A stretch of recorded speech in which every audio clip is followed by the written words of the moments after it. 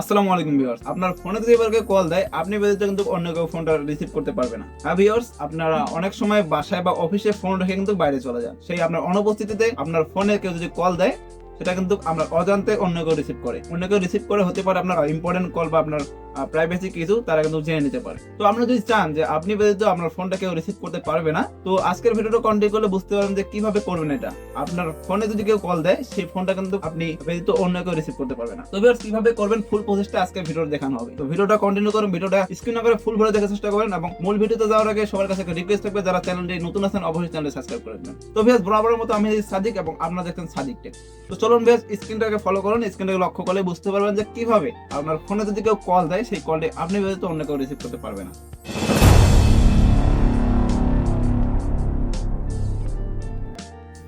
তো ভিউয়ার্স, এটা করার জন্য চলে আসতে হবে আপনাকে ফোনে। তো ফোনে আসার পরে আপনাকে একটা ছোট্ট অ্যাপ্লিকেশন ডাউনলোড করতে হবে।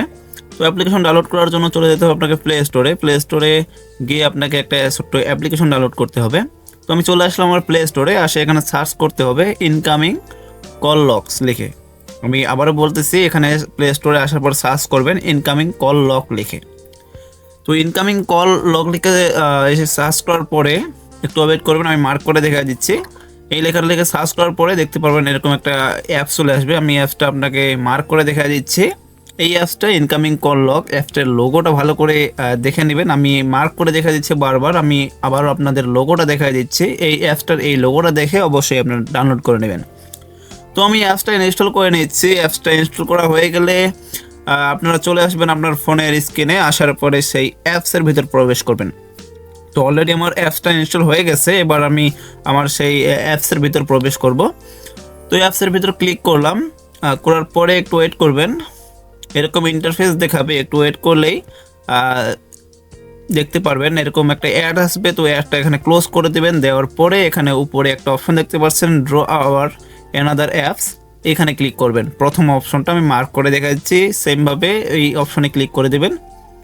ক্লিক করার পরে এখানে ওকে ক্লিক করবেন, তারপরে এখান থেকে আপনার অ্যাপটা এনেবল করে দিবেন। দেওয়ার পরে ব্যাক অপশনে ক্লিক করবেন।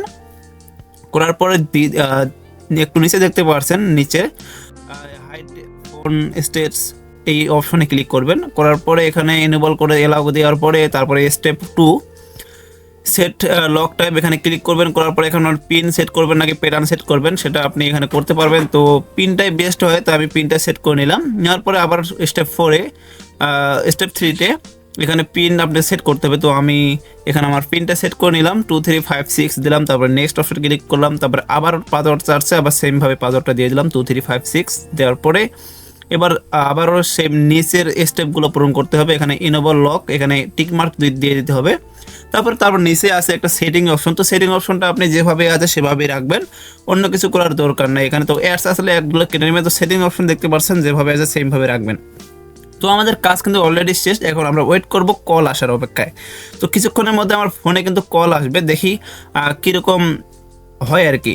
তো কলের অপেক্ষায় আছি আমরা।